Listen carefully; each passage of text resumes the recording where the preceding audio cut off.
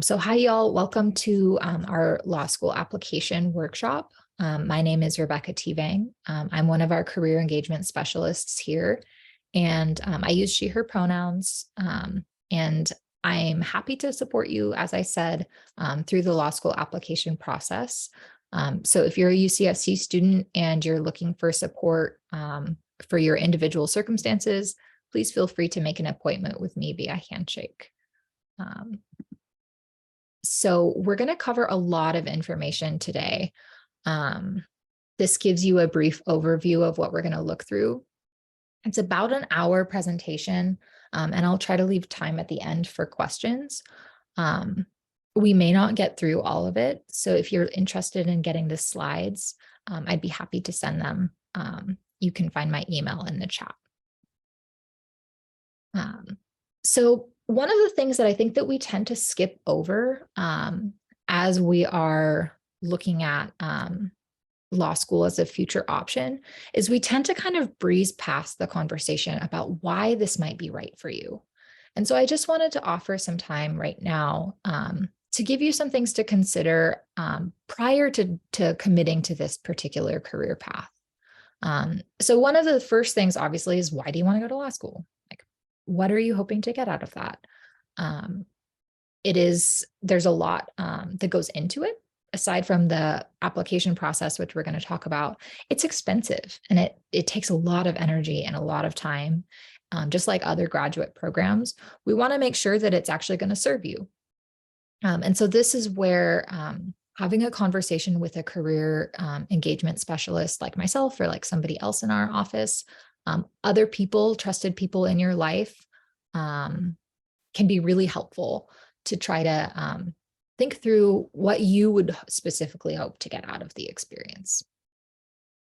Another thing that I really recommend is that if you don't already know some people who are in the legal field, I really recommend reaching out to people who are doing this work to do informational interviews with them and ask them questions about their experience. We have an amazing network of alumni through UCSC. You can access them through LinkedIn or through our career advice network. And you can actually talk to people who are already doing this work, who went to UCSC, and ask them questions about their experience. That can be incredibly helpful just to get some perspective, to hear more details and kind of absorb it better than what you might read online. And also just to make some connections within the field who might know of opportunities that you could access right now. In addition, I really recommend, as part of your process of vetting whether or not a school is right for you, would be to actually talk to people who've gone to that institution. A lot of admissions counselors or advisors at the schools that you're interested in will have alumni that they can put you in contact with, or even current students. I didn't go to law school, but in my graduate program before I started, that was one of the things that I actually asked from the program advisor is, do you have any folks that you can put me in contact with who've already been through this experience? And they were really happy to do that. And I ended up getting a lot of valuable information from them.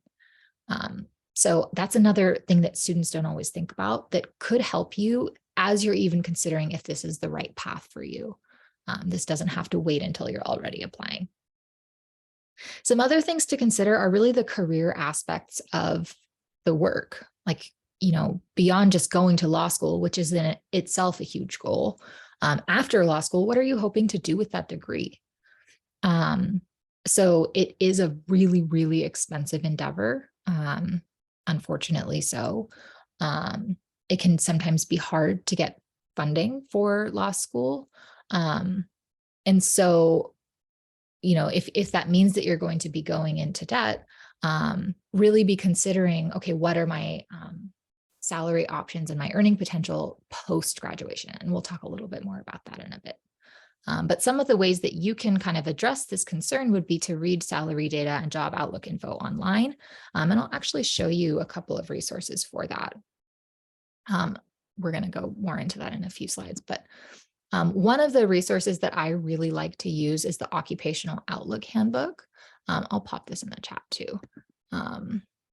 This is actually, let's go back to the legal page because it doesn't have to just be lawyers. So this is run by the Bureau of Labor Statistics, which means that the information is updated every year. And I find it really helpful just as like a basic overview. Obviously, this is a really short list. They tend to do much more general information versus specific. I'll show you a more detailed list in a sec. But you can see like the median pay. This isn't actually going to give you a ton of information because there's a huge range of different types of roles that you could be in. But it gives you at least a snapshot number, right? Typical entry-level education, you need a JD, Juris Doctorate, which is a 3-year program. We're going to talk about that. That's what law school is. And then you can see it's actually now the job outlook is growing faster than average. So a few years ago when I was doing this presentation, there were actually more job seekers than there were jobs available. And that was reflected here.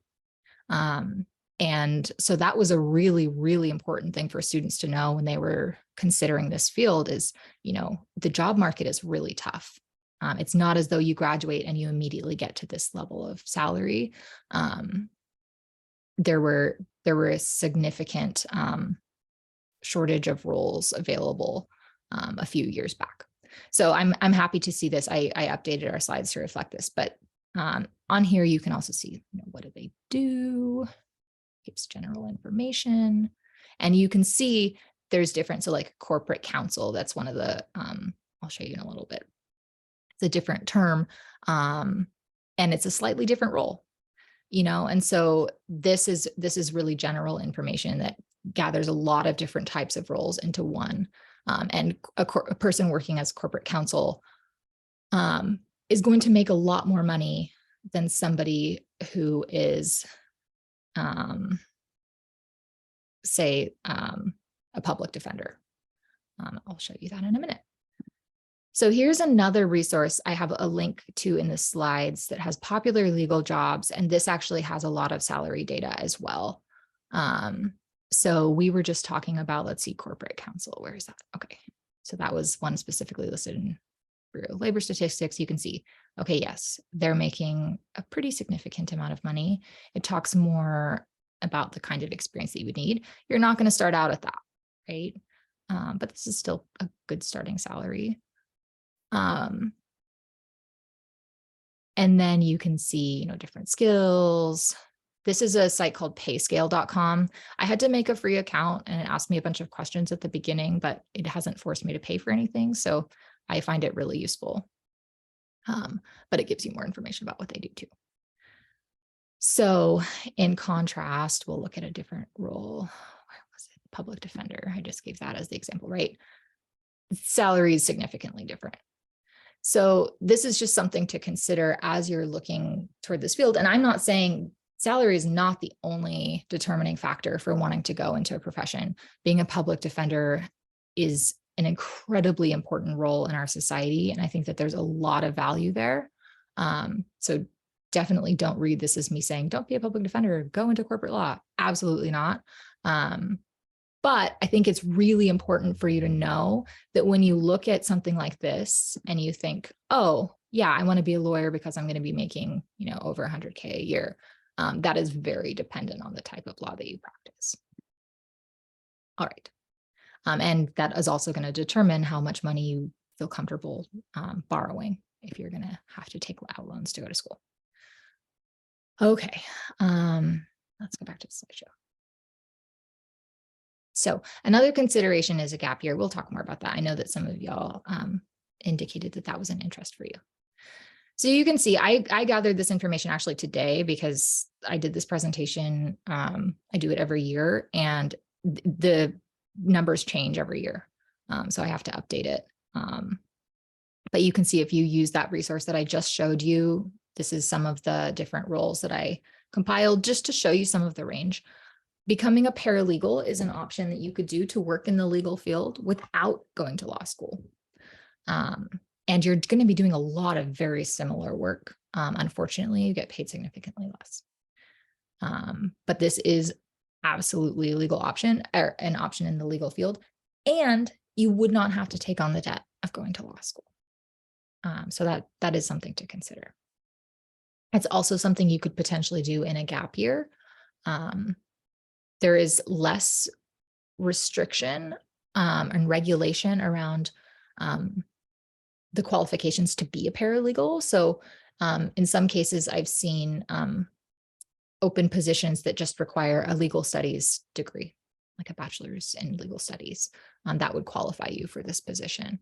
Others want a paralegal certificate, which you would do at a community college. And those programs are typically, I think, a year. But there is right now, as far as I know, there's not a nationwide requirement for you to have a certificate in order to do this role. Okay, but you can see there's a reason that this is skewed in our culture. We can talk more about that, why these roles might make less money. But some things to consider. Okay, so the Juris Doctorate degree, the JD, is what you would be going to law school to get. It's 3 years of schooling. Your first year is going to be a lot of general education where you have less choice in the classes that you take, although every program is different. But generally speaking, these are the kinds of classes you take in the first year. And the second and third year would include more electives and more flexibility in the classes that you take, again, depending on the program. And then you'll also need to apply for externships, which is the experience that you would get that would help you to prepare to be in the legal field. So when you're trying to choose a school, there's a lot of different factors to take into account. School websites have a ton of information. There's also this link here to the LSAC guide to JD programs. LSAC, the Law School Admission Council, is an enormous resource for you. It's lsac.org. They have a ton of stuff. It's the hub of all law school applications. So if you haven't looked at that website yet, I highly, highly recommend that you check it out. They have compiled a guide to JD programs, accredited programs, that is helpful. Actually, let's see. Do I have it up? I don't. But actually, I do have this one up. So they've also created a guide. So another thing to consider when you're looking at which schools that you want to go to is, are they affirming of my identities? Are they going to be supportive and have resources for people like me? So this is a resource that I thought was really cool for our queer community, is just, this guide that includes policies and practices that might directly impact you if you're going to that school. So for example, like, let's see, UCLA. If you click on it, you can see, like, do they have a non-discrimination policy? That's really important to know. Are you able to use your chosen name? Are they aware of and using your pronouns? Which seems like a pretty low bar, but you'd be surprised. What kinds of resources do they have available? And do they have courses that focus specifically on issues that you care about? So this is a really nice resource. And then look, there's specific contact information. So even if you don't fall within this community, but it's something that you care about, this might be a useful resource for you. So I thought that was really neat. But this is the overall website. Actually, hold on, let me share the link in the chat just so y'all have that.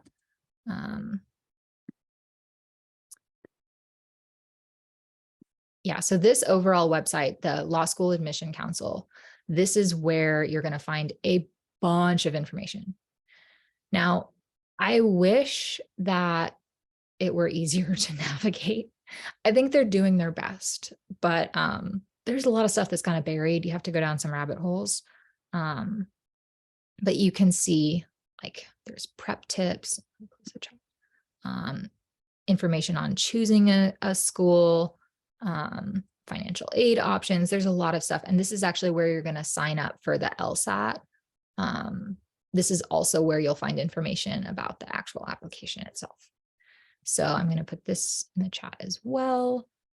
Please, please, if you're thinking about applying to law school, check out this resource because you will need to sooner or later. Okay. There's also, let's see, the ABA Commission on Disability Rights. So the American Bar Association has compiled another resource, which I think is really, really useful. So you can see resources for people like you. You could see like lawyers, law students, legal professions. Let's see, accessibility resources. This is really cool. For internships, like you could actually work with this organization, which is cool. Specific programs. So there's an actual directory so that you can see if the disability related programming exists at the school that you want to go to, which I think is really important. So I don't want to get too much into this because I could go down a rabbit hole, but that's another resource that I think is really, really cool. And then if you're an undocumented student and you want to go to law school, that is an option for you. You absolutely can. And there's a lot of really great resources around that as well. Immigrants Rising is an incredible resource. And they have this whole page that I actually just learned about today that I really want to share with y'all. So this has a lot of frequently asked questions, webinar. They have a fund, which is really helpful because it can be quite expensive to go through even just the process of applying to law school. And then they have a whole alumni network as well. Okay. So these are some factors to consider as you're choosing a school. What resources are available? How big is it? Are there other students who share your identities? Do they have the kind of program that would allow you to work while you're in school? Part-time and evening programs do exist. It might take longer to graduate. That's actually what I did for my graduate school, so that I could work because I couldn't afford to just go to school without working. So these do exist. And then what kind of support services do they have for you as well? Back to the slideshow. So just to give you a snapshot, we talk a lot about being a lawyer. I think that that's one that a lot of people have heard of, but there are a whole host of other roles in the legal profession, not all of which require a JD, but many do, that you could potentially go into if this is something that you're interested in. Okay, so I jumped ahead of myself, but the Law School Admissions Council, I just showed you that website. It's like the College Board of Law School. That's a good way to think of it, if you remember that from applying to undergrad. The majority of law schools use this system to centralize the application process. So they've got a ton of information. The Credential Assembly Service is the application that you will need to complete in order to apply to law school. So it is basically meant to be a centralized application to make your life a lot easier. Because with pretty much, well, aside from med school, there are a couple like med school, PA school, but the majority of the graduate programs are all completely independent. So you would be filling out applications for like, a bunch of different programs, and you're redoing the same work over and over again, just on different websites, and it gets very frustrating. So it is actually quite nice that law school has the Credential Assembly Service where it's a centralized application. It stores your transcripts, your letters of recommendation, other documents that you're like your personal statements and all of that. However, it costs $195 just to get access to the application. And then for each school that you apply to, it costs $45.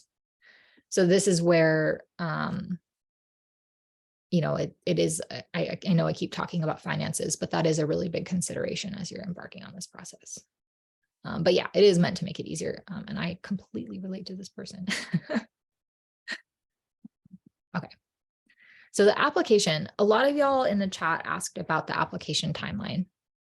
One of the key things that I want to get across here is that the application for law school is on a rolling basis.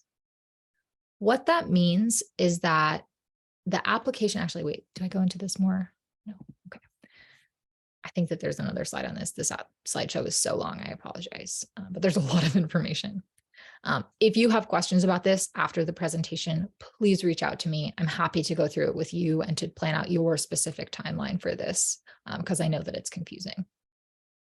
Basically, rolling admissions means that when the application opens, they begin to accept applications and start to process them and admit students. So when you applied to the UC, there was like an application deadline. I don't remember when it was. Does anybody remember? There was an application deadline where everybody submitted their applications. As soon as the deadline hit, then admissions starts to review applications. And then everybody finds out in early spring. With law school, as soon as folks are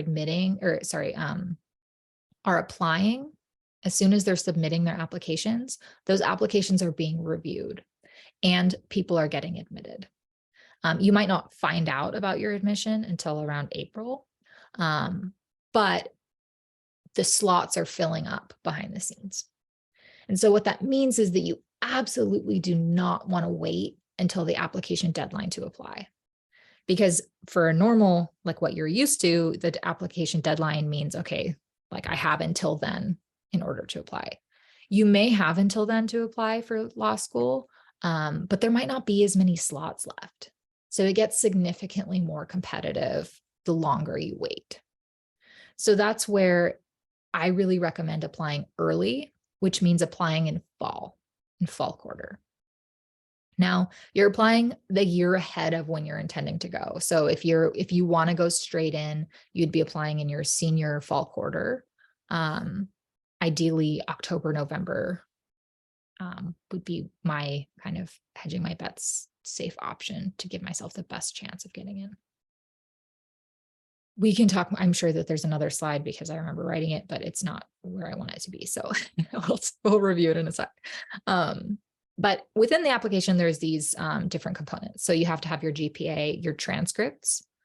If you haven't finished yet, that's okay. Like if you're applying as a senior and you haven't finished all of your classes, that's okay. You will need to submit your final transcript upon graduation. But within the application, you'll submit your official transcript for what you've done so far, which is how they know your GPA. You'll have your admissions exam score, most likely the LSAT, which also speaks to your ability to succeed academically. You'll have letters of recommendation, which give the admissions council a better sense of who you are as a student or who you are as an employee or whoever you're getting to write your letter. Your resume tells them how you've spent your time, and how you've spent your time, the kinds of experiences that you've gotten, tell them a lot about what you care about and the skills that you know how to do. This resume is also going to help you later when you're applying for externships. And then you'll have transcripts and GPA, it's similar. Okay. So y'all have probably heard about the LSAT. Maybe it strikes fear into your heart. It's an admissions exam. It's a standardized test. So it is a heavily weighted aspect of the application, but the point is for them to be able to see your ability to think critically and your ability to succeed in a rigorous academic environment. This is a test that you should take seriously in terms of your preparation. So I would not casually go into this test, even if you're an amazing test taker, even if you're like, oh yeah, the SAT, I barely studied for that and I did great. The reason I say that is because the schools can see all of your scores. Even if you decide that you want to retake it and you do significantly better the next time, awesome, that's great. that could probably help you, but they're still going to see that first time that you took it if you bombed. So do not go into this test without feeling really prepared for it. It is not an easy test. That being said, with good preparation and planning and studying, this is a test that you can succeed in. It's not impossible by any means. So generally, you want to, you obviously you only want to take it once, right? You don't want to put yourself through that multiple times. Also, it's expensive, $200. There are fee waivers, but still, you don't want to just do this lightly. If you're going to take it again, you need to make sure that you're going to do better the second time. You do not want to do worse the second time, because some schools average all of your scores to take the score that they're going to use to consider you as an applicant. Some will take the most recent score. Some will take the highest score. We don't know. They're not always transparent about that. So just make sure that if you're going to take it multiple times, that your subsequent attempts are improved. Okay, this might be wrong. I will fully admit that it took me a very long time to try to compile the statistics for this presentation.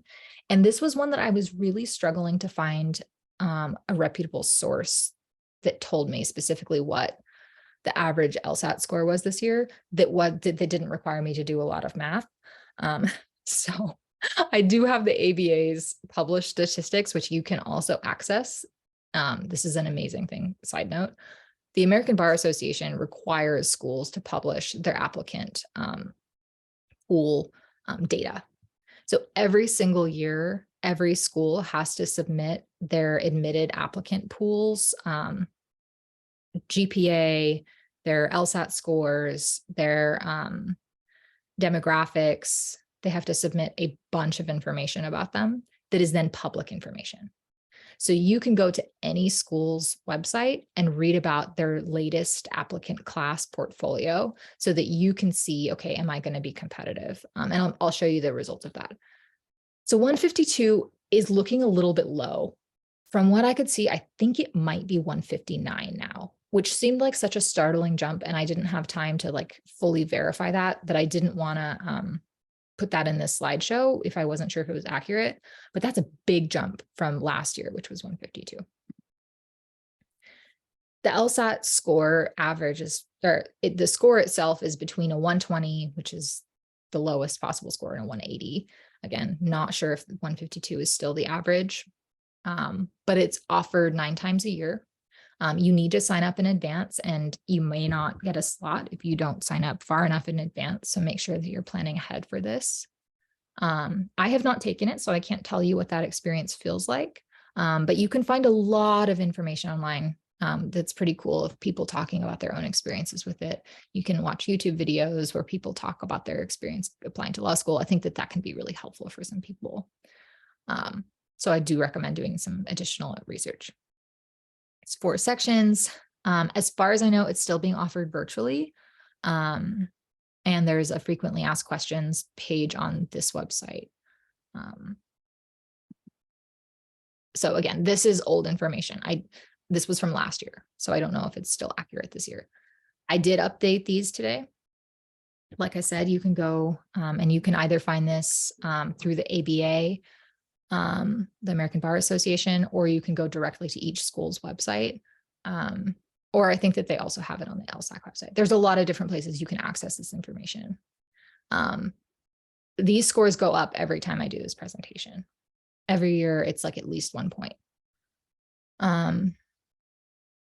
Golden Gate jumped like 5 points this year, actually, I think. So, but then some of these stayed stable. I think like USC stayed stable. This one went up a little bit. So anyway, the point being that it's very competitive, right? These scores are really high. And this is the 50th percentile for like the average, the median applicant. It's not, it's certainly not the highest. So we do really recommend that you do a formal study program if you can afford it. Again, expensive. Khan Academy is free, which is cool, and you can access that through the LSAC website. But it can be really helpful to have a formalized study program, if just to keep yourself accountable. I also know that like Cabrillo Community College offers a lower cost online LSAT prep course. I've heard mixed reviews from that. I don't know if it would be the best fit for you. I can't really recommend any of these personally. But I do know that a common thing that I hear from students is like, yeah, I bought the book, but it's like sitting on my dresser and I haven't opened it. I'm like trying to force myself to study, but I'm kind of avoiding it. Unfortunately, we can't learn just through osmosis. If you like sleep on the book, you're not going to absorb the information in it. So just make sure that you, if you are going to study on your own, which is a possible doable thing, you need to structure that to make sure that you're actually studying.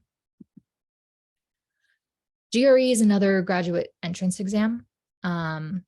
More schools are starting to accept it, but the American Bar Association is limiting the number of students who can be accepted with a GRE score to under 10% of the incoming class. So this makes it tricky. I don't know, you've heard from me already, I'm a little bit risk averse. I probably wouldn't want to go in with just a GRE score if I have the option of taking and doing well on the LSAT. If you take them both, they're going to look at the LSAT because of this limit of how many students they could admit. So it's cool that it's becoming more of an option. It's, I think, from totally anecdotal, like what I've heard, the GRE is significantly easier. I've taken the GRE. I remember it was pretty comparable to the SAT in my experience. But I don't know that I would necessarily recommend this as a first option. Okay, I updated these today. These are the median GPAs for the 50th percentile GPAs for some of the schools in California that a lot of our students are interested in attending. So this should not give you, I should have said this before the LSAT section too. I don't show you this information to say like, okay, use this to rule yourself out. There are other components of your application that are important. But this does give you a sense, just purely using the numbers, to see how competitive you might be. So again, this is all published online, really easily accessible. You just have to Google like Stanford admission statistics law school, like 2023 or whatever. Letters of rec are important. They can help to kind of round you out in terms of your application, right? They can provide a different perspective about who you are as a student. Typically, you need two. You want to ask people who know you the best. Typically, professors are good to ask because they can speak to your ability to succeed academically, which is really important. But you want to help out your recommender. You don't want to just ask them, hey, can you write me a letter? I mean, that's the first question, right? Like, would you be willing to write me a positive letter of recommendation for law school? If they say yes, then what you want to do is give them information to help them write it. What are you hoping to highlight in your application? Like, what kind of angle are you presenting yourself from? Why are you asking this specific recommender? Like, what are you hoping that they could speak to about you that somebody else couldn't? So for example, like I supervise the peer coaches in our office and I write them letters of recommendation frequently. And when I ask them, what are you hoping that I can highlight about you? I want to know, like, what are they proud about in their role? Like, what accomplishments do they feel that they made that I could shine a light on for the committee? Maybe I'll also write to the qualities that I see in them. But, maybe they want to really emphasize like their leadership and mentorship in the role because that's something that they care a lot about and they're going to be talking about in their personal statement. So if I spend the whole letter talking about like their administrative like organizational skills, that wouldn't necessarily be a bad thing, but it wouldn't necessarily also paint the picture that they're looking for. You don't have a ton of control over what your recommender writes. But you also want to make sure that they're not contradicting what you're saying about yourself. So if you talk a whole lot about how outgoing and bold you are in your statement, I don't know, I'm just making up an example, but say you talk a lot about like, oh yeah, like I'm a social butterfly, I'm always out, I'm really try to engage other students, like I've been the leader of all these organizations that I've started. And then your recommender says like, when I've been working with them, they're really quiet and they're reserved and they keep to themselves, but they do really thorough work. That kind of creates a question mark for the committee. So usually I say, let your recommenders read your personal statement. That can also help them to get a better sense of you. So I usually ask, if I'm going to write a letter for grad school, I'd love to see a draft of the statement and I'd love to see the resume to see what they've been spending their time doing. Speaking of which, we can help you with your resume. So if you're struggling with what to write or how to write it or how to format it, or you are feeling really stuck with this, the good news is that we can absolutely help you. We have drop-in hours Monday through Friday from 10 to 3. Let me see if I click on this link. Great. Let me send you this in the chat. We've got a lot of cool resources on resume writing. So you can see we have a checklist, specific things to note and work on your resume. We have samples. We have a worksheet to help you get started. And if you want to get feedback and you don't want to come and talk to somebody, that's fine. You could submit it to our feedback form and we'll, one of the peer coaches will fill out this checklist and send it back to you with some feedback on your resume. You can also come to Ask a Peer drop-in hours. You don't need an appointment. You just show up. And Monday through Friday, 10 to 1 is virtual and 1 to 3 is in person in our office. You can just click on the link on our calendar here. This is what we keep up to date. So if you don't see anything on here, it means that somebody's sick or they can't be there. But typically we have coverage Monday through Friday, 10 to 3. All right. Oh dear.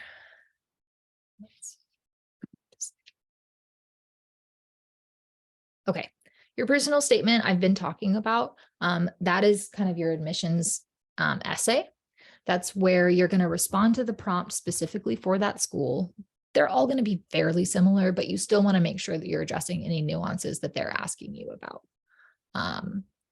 This is a chance for you to give them a sense of why you really want to go to law school and how law school fits within your prior experience, your skills, your lived experience, and your future career goals. This is the place where you really want to demonstrate focus. They're one of the primary ways that any graduate admissions team is looking to screen people out is, do they seem uncertain, or is it not clear what they're hoping to get out of this program or why they're coming here? So this is also a great place to work through some stuff for yourself about, how this journey, how law school fits within your personal journey. This is an area that we can really help you with too. So you can make a personal statement appointment with any of the career engagement specialists, and we can help you to review it. Even just like brainstorming and getting started on it. We can help you to make sure that it has focus and that your content is solid. We don't do surface level editing, so we're not going to like proofread it for you. We might do a little bit here and there if we catch things, but that's really not our purpose. The Writing Center is a great resource to help you if you need more support with the actual like writing part of it. And they also will offer content feedback. They're great too. And then there's supplemental essays. I couldn't find information if they're still doing diversity statements, but I know addendums are a place where you can, it's just like a very brief essay where you can explain any red flags that you have in your application. So like if there was a quarter where you did really poorly because you had a tragedy or a loss or a crisis, an addendum is a good place to address that. And the idea is like not making excuses or, putting blame elsewhere. Like you're not like, I had this awful professor. I mean, unless there was something, like a critical conflict or something like that. But, you don't want to be complaining about like, oh, I deserved a way better grade than what I got. Like that's not going to go over very well with them, but you do want to talk about like how you've been proactive in your education and how you have come through that challenge. And, being self-directed and self-motivated is a really positive quality. Okay. See, I knew I had this slide. I don't know why it's so late. Any questions about the rolling application, rolling admissions? Pop those in the chat. Make sure you give your recommenders enough time. This is a huge pet peeve. If they don't have enough time to write you a good letter, like if you tell them like the week before it's due, letters take a lot of time and energy. It is part of our role, right? Like we're here to support you. I don't want you to feel guilty or worried about asking for a letter. But I do want to make sure that you also set your recommender up for success and understand that this isn't an easy thing to do. And give yourself enough time for writing your statement. Oh my goodness. I have certainly been guilty of the night before the deadline writing papers many, many times. I don't blame you if you were a procrastinator in that way. This is not one you want to procrastinate because it takes a lot of work to sort through your own feelings and thoughts, to get them on the page, and then to make sure that it's coherent, that it's part of your strategic narrative. It's really good idea to get this reviewed by somebody. Like I said, our office is happy to support with that. But even if it's like a trusted friend, colleague, mentor, somebody else, like fantastic, get somebody else's eyes on this. It is not an easy essay to write, even though the prompt itself might not be super challenging. It tends to be pretty vague. So this is my plea. Give yourself enough time. Give yourself enough time for your LSAT score to process. I didn't mention this either. It takes a month to get your score. So if you don't take it until like October of the year that you're planning to apply, you're not going to get your score until November. That's a pretty close call if you're planning to apply that year and you get a score that you don't like. So for me, like I said, I've said this a lot of times, I'm risk averse. So I would take it at the latest, absolute latest, with full confidence that you're going to do really well in August. You would get your score in September and it would be ready to go to apply. But that's not giving you any time to retake it. So be cautious with this one. Okay. Gap years are, I think sometimes people are really afraid to take a gap year. I hear a lot of worries or concern that it would, set people back, or that they would feel behind, or they would lose momentum. I will disclose my bias. I really love a gap year. I love multiple gap years. I think it's actually incredibly helpful, not just mentally and emotionally, like taking a little bit of a break from school. It also gives you some time to really clarify if this is right for you. If you're taking a single gap year, it's really only 6 months because you graduate in June, assuming that you're graduating in the spring, and then you're applying in the fall. So it's not that much time, but it gives you a little breather, and it gives you time to focus on your application, to focus on your LSAT, and hopefully also to be working. If you take multiple gap years, you're accruing experience that's going to help you in your future career. It'll help you to be more competitive when you and your colleagues are in law school are all applying to the same externships. If you have significant experience and skills and solid references, and they've gone straight in and they haven't really worked outside of school, that could potentially put you at an edge. And that's actually something that I heard from, we had a panelist who was a lawyer, and she said that one of her greatest regrets was actually not taking a gap year, that it made her less competitive in that process. So This isn't necessarily a bad thing. This actually can be a really, really helpful thing. A lot of law schools actually like it. It can help you to be a stronger applicant. It's recommended on the LSAC website. You don't have to, certainly, but you are not going to be behind. There is no such thing as behind. It's your life, you know. But the one thing I will say is if you're planning to take a gap year, make sure you ask for letters of recommendation while your relationship with that person is still current. So waiting for several years without contact with that person can sometimes make their recommendation more vague or more general, or they might not be able to write you one, or you might lose their contact information. That happens too, and that's really sad. So make sure that you ask them for a letter before you graduate, while they still know who you are, with confidence. Okay. Things you can do now: getting involved, research, student orgs, internships. There's a bunch of links here. Let me see. This is the one that I like. No, it's gone. That's not good. Okay, I'll find it for you. Let's see. Is this one still here? No, somebody edited our website. Oh, okay. It's fine. I'll show you this. This is the pre-law section of our website. This is the page that I was hoping it was linked to. Okay, false alarm. I just need to update the slides. So there's a lot of cool stuff. UCDC is a really cool program. UC Center Sacramento. You can both study and continue to get credits and get an internship. But here are some of our pre-law societies on campus, and then more internship opportunities. Handshake is a great one, but you can see all of these local organizations.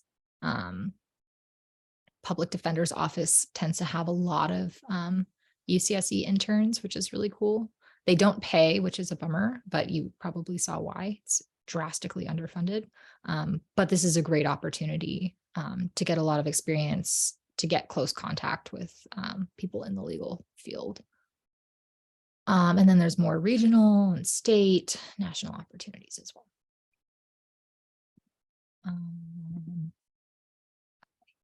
Showed you these. We have graduate school fairs in every fall. So you can come and talk to law school admissions reps in the fall. There's also law school forums through the LSAC website. Did I hear somebody unmute? Okay. I also recommend, if you can, visit some of the law schools you're interested in applying to. Doing an admissions tour, recognizing you're going to spend 3 years of your life there, it's probably a good idea to check it out. You don't necessarily have to do this before you apply, but I would definitely do it before you accept. I want to leave time for questions. I do want to say that a quick comment on rankings. You may have heard about the sort of recent controversy with the US News and World Report law school rankings. If you haven't, you should know that over 40 schools have withdrawn from that rankings process, which I am so happy about, because it's been incredibly problematic for years. We've been saying this to students for years, but for some reason, these rankings just really have a hold on how people view law schools and view which schools are quality and which ones are not.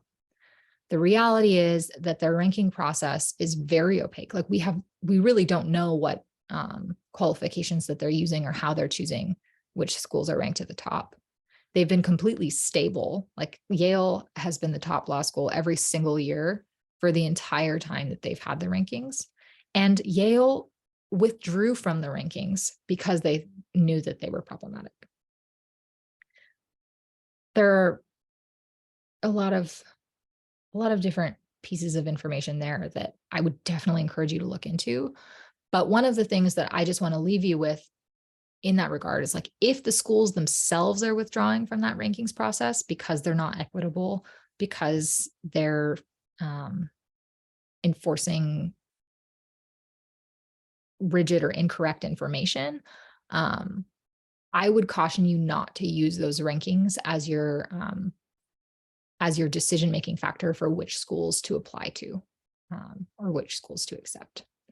We talked a little bit about some of the different components to consider when you're looking at whether a school is right for you. Um, I, I mean, even with this, I think that this is leaving out a lot of information. And I wrote this. So what I would recommend is actually meeting with somebody, meeting with me or with another coach to talk through which schools you want to apply to and why. It is expensive to apply, and applying doesn't mean you're accepting. So you don't necessarily have to decide, okay, I'm going to go to this school when you're applying, unless you're applying early decision.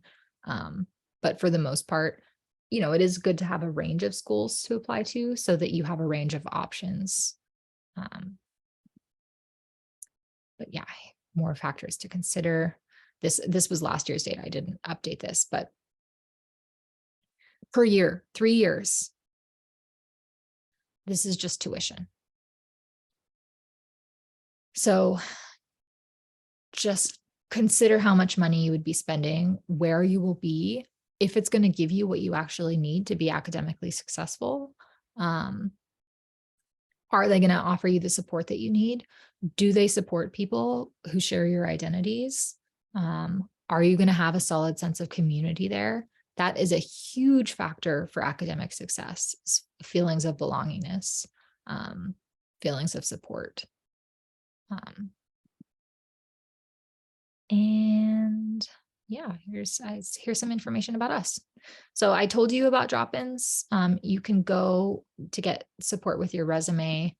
And then you can also, I'm sorry, this is a little bit of the old interface, but you can search for jobs on Handshake. You can also go under Career Center and Appointments. And if you want to make an appointment to talk about law school, choose pre-law. Do not choose grad professional school. This is the one for you.